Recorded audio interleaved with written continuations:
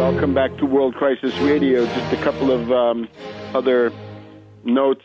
The Republican presidential debate, not encouraging about the future of the United States. Who do we have? Gary Johnson. Gary Johnson says there should be no tariffs of any kind. Well, the Constitution says the Congress shall have the power to levy tariffs. So there's an attack on the Constitution. No corporate income tax of any kind, says Gary Johnson. No unemployment benefits of any kind. And he also says everything in government is a cost-benefit analysis. No, it's not. What about human life? What about other questions? National honor? What about other values? Is everything cost-benefit? If it's all cost-benefit, then human life has no value. Then you can do the kind of thing Obama does. You can say, well, your quality of life doesn't merit your getting these benefits. And then we have Santorum. He says Ryan is a softie. We want Medicare vouchers now immediately. Good luck with that, Santorum. And defund Obamacare. This defund Obamacare. Repeal the individual mandate, sure. Repeal this IPAB, the Independent Payments Advisory Board. Transform it into Medicare for all for $100 a month or less if you're destitute. But you can see this is the vandalism approach, right? Try to use Obama as an excuse to attack Medicare and other programs. There's also Ron Paul has broad support among certain groups. His support in the Republican primaries last time about 5 to 6%. Let's engage in a debate on the issues here. Ron Paul is anti-war. That's good. Ron Paul is anti-dictatorship. But now we get into the economic realm and the social policy realm. There it becomes much more difficult. Ron Paul is not in favor of marriage laws by the states. Well, I would say no. The policy of states ought to be to encourage marriage, to encourage family formation, and to provide incentives to people who get married. In particular, state income taxes and federal income taxes should provide family allowances. The exemption for each child should be considerably increased, and it was the way to start cutting taxes and to increase the size of the standard deduction, in particular for married filing jointly, in particular then adding on the exemption side for each child, because the goal of this is there have to be people. People are not automatically there. The Austrian school doesn't ever account for where social reproduction occurs. This is not part of their purview, and this is a terrible flaw in that theory. Ron Paul also says that there should be no bans on marijuana, heroin, and prostitution. And I would have to say there again, no. The states and the federal government are well advised to ban marijuana, heroin, and prostitution, along with other dangerous practices such as child labor, in the interest of advancing civilization. This is not simply a Darwinian marketplace. There has to be a very clear choice of position that you might say to the people in the crowd, as Ron Paul did. I'm sure if heroin were legal, that none of you would take it. Well, heroin or marijuana. But then I would have asked them, and how about your children? And how about relatives in your family? How about other people that you might care about? Can we be so sure that they will not fall prey to the marketing techniques, right, to this in schools and among young people?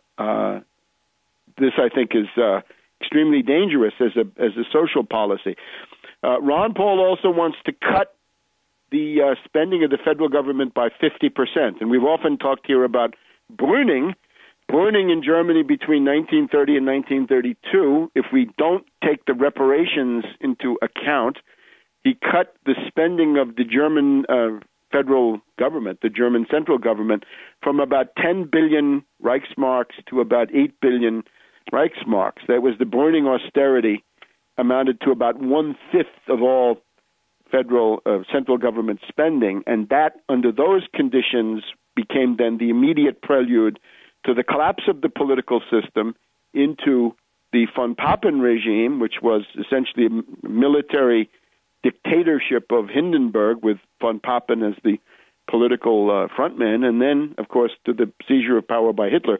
If you were to cut the spending of the U.S. federal government by one half, I would submit that would lead, given the current political economic situation we have, to the breakdown of civilization as we've known it, and to social chaos, giving rise then either to continued chaos, to the breakup of the country, the kinds of things we're seeing abroad, warlords, criminal syndicates, and other things emerging, or extremely draconian dictatorship, with the latter being more likely. I think ultimately, if you cut the spending of the federal government by one half, that is likely to lead then to a totalitarian dictatorship. Even though that's not the intent in this case, I think that is the obvious danger. Ron Paul also thinks that the U.S. government has defaulted 3 times. Well, let's be precise. The United States government has never defaulted. The Treasury has never defaulted on specific payments coming due on specific Treasury bills, notes, and so forth. Ron Paul thinks that in the Civil War, in the post-Civil War era, there was a promise by the United States government to pay money that had been lent as greenbacks, and was people that bought U.S.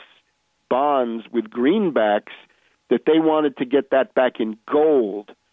And ultimately that was done. That is known as the crime of 1873. That is the Specie Resumption Act and the Coin Act, which was known, and I'm speaking here in my capacity as a populist of the Populist Party, the crime of 1873, the Coin Act and the Specie Resumption Act, that was the cross of gold. That was the big objection by people to saying, well, we find that we farmers, in particular, at the Omaha Convention of 1890, find that our debts are getting more and more onerous, and our prices are going down, down, down, and we're being crushed. And this was one of the ways in which the frontier was closed before the central Great Basin and so forth were ever populated. It was a way to shut down the growth of family farms in that area by squeezing them through gold. And that was the main issue of the populists. You had the Greenback Party who wanted the issue of greenbacks.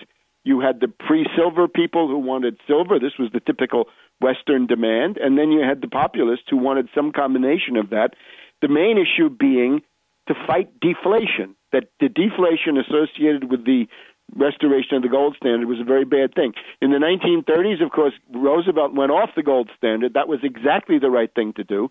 That was because the British, with Ramsay MacDonald and Montague Norman, were using the gold standard. As Keynes said, this was the curse of Midas, as he called it, right? That the countries that stayed on the gold standard were getting hit by the Depression more than those who went off, like the British. So it was essential to respond to that kind of economic warfare. Certainly what happened 40 years ago this August, Nixon destroying the Bretton Woods system, was a bad thing. But in this case, the gold was being used as a settlement mechanism among central banks. That, in that case, it should have been maintained, but that still doesn't add up to the Treasury ever defaulting on a specific commitment to make a payment. And that is what is being considered now. So this is, with all due respect, a historical novelty. In other words, it is a novum. This has never happened up to now. So I think the debate on economics will have to go on. Now, in terms of Greece, got a request to say something about Greece, and I will try to. Not much time left today, but I think you can look at the following things. There was an interesting roundtable on France 24 this past week with people like Marcus Kerber of the Technical University in Berlin. We had Raquel Garrido of the French Left Party, the Parti de Gauche, and we had Greek economist Yanis Varoufakis. And what comes out of all this? I would say the following things. First of all, the euro is irreversible. Now I see we've run out of time. We'll have to get to this next time. The euro is irreversible in the sense, if you had the D-mark emerging out of the breakup of the euro, that would be driven so high in value that all German exports would be destroyed. If you had the drachma coming out of it, that would be driven so low that the country would go into hyperinflation. So you're going to have to fight the speculators sooner or later. So why not fight them now? Why not agitate against speculators rather than against the euro? Fight the speculators now. Ban credit default swaps. Put the Wall Street sales tax, the Tobin tax on these transactions, and fight. And I'll get back to this next time around. In the meantime, keep up with it at Tarpley.net and Webster G. Tarpley.